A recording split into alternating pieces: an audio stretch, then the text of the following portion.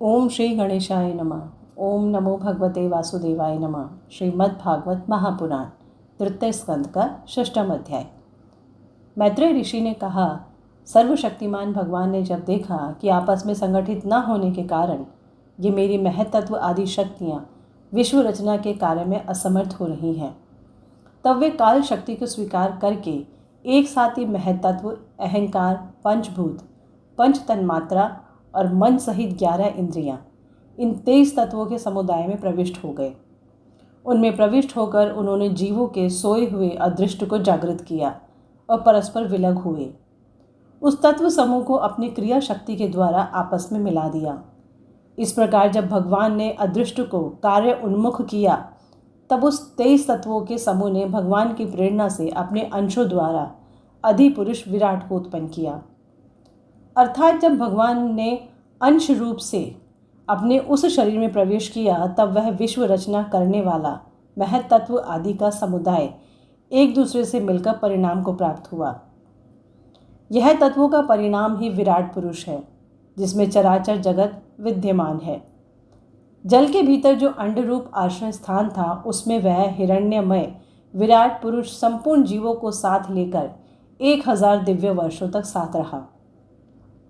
वह विश्व रचना करने वाला तत्वों का कार्य था तथा ज्ञान, क्रिया और आत्मशक्ति से संपन्न था। इन शक्तियों से उसने स्वयं अपने क्रमशः 1 हृदय रूप, 10 प्राण रूप और 3 आध्यात्मिक, आदिदैविक, आदि भौतिक विभाग किए।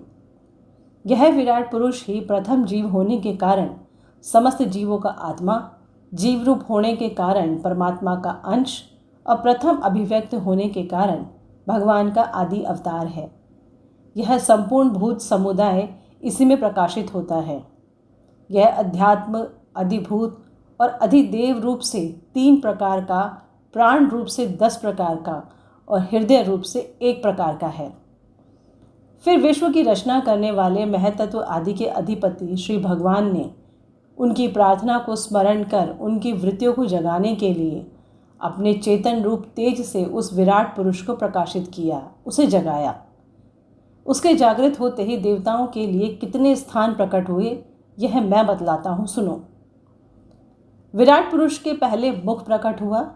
उसमें लोकपाल अग्नि अपने अंश वागेंद्रिय के समेत प्रविष्ट हो गया, जिससे यह जीव बोलता है। फिर विराट पुरुष के तालु उत्पन्न हुआ। उसमें लोकपाल वरुण अपने अंश यस्त्रेंद्रिय के सहित स्थित हुआ, जिससे जीव ग्रहण करता है। इसके पश्चात उस विराट पुरुष के नथुने प्रकट हुए। उसमें दोनों अश्वनी कुमार अपने अंश ज्ञानेंद्रिय के सहित प्रविष्ट हुए, जिससे जीव गंध ग्रहण करता है। इसी प्रकार जब उस विराट देह में आंखें प्रकट हुई, तब उनमें अपने अंश नेतेंद्रिय के सहित लोकपति सूर्य ने प्रवेश किया, जिस नेतेंद्रिय से पुरुष को विविध रूपों का ज्ञान होता है। फिर उस विराट विग्रह में त्वचा उत्पन्न हुई। उसमें अपने अंश त्वगेंद्रिय के सहित वायु स्थित हुआ, जिस त्वगेंद्रिय से जीव स्पर्श का अनुभव करता है। जब इसके कर्ण छिद्र प्रकट हुए, तब उनमें अपने अंश श्रवणेंद्रिय के सहित दिशाओं ने प्रवेश किया, जिस श्रवण इंद्रियों से जीव को शब्द का ज्ञान होता है। फिर विराट शरीर में चर्म उत्पन्न हुआ। उसमें अपने अंश रोमों के सहित औषधियाँ स्थित हुई, जिन रोमों से जीव खुजली आदि का अनुभव करता है। अब उसके लिंग उत्पन्न हुए। अपने इस आश्रय में प्रजापति ने अपने अंश वीर्य के सहित प्रवेश किया, जिससे जीव आनंद का अनुभव करता है। फिर विराट पुरुष की गुदा प्रकट हुई। उसमें लोकपाल मित्र ने अपने अंश पायु इंद्रिय के सहित प्रवेश किया। इससे जीव मल त्याग करता है। इसके पश्चात उसके हाथ प्रकट हुए। उनमें अपनी जीव ग्रहण त्याग रूपा शक्ति के सहित देवराज इंद्र ने प्रवेश किया। इस शक्ति से जीव अपनी जीविका प्राप्त करता है। जब इसके चरण उत्पन्न हुए, तब उनमें अपनी शक्ति गति के सहित लोकेश्वर विष्णु ने प्रवेश किया। इस गति शक्ति के द्वारा जीव अपने गंतव्य स्थान पर पहुंचता है। फिर इसके बुद्धि उत्पन्न हुई। अपने इस स्थान में अपने अंश बुद्धि शक्ति के द्वारा वागपति ब्रह्मा ने प्रवेश किया। इस बुद्धि शक्ति से जीव ज्ञातव्य विषयों को जान सकता है। फिर इसमें हृदय प्रकट हुआ, उसमें अपने अंश मन के सहित चंद्रमा स्थित हुआ। इस मनः शक्ति के द्वारा जीव संकल्प, विकल्प आदि रूप विकारों को प्राप्त होता है। तत्पश्चात विराट पुरुष में अहंकार उत्पन्न हुआ। इस अपने आश्रय में क्रिया शक्ति सहित अभिमान रुद्र ने प्रवेश किया। इससे जीव अपने कर्तव्य को स्वीकार करता है।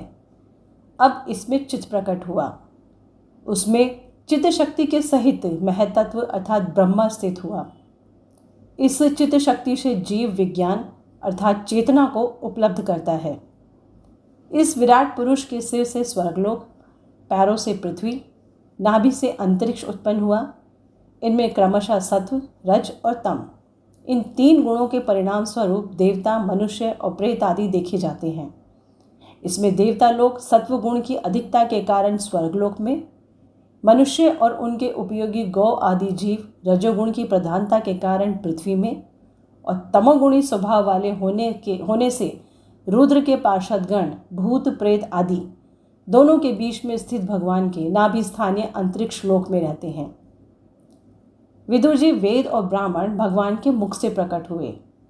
मुख से प्रकट होने के कारण ही ब्राह्मण सब वर्णों में श्रेष्ठ और सबका गुरु है।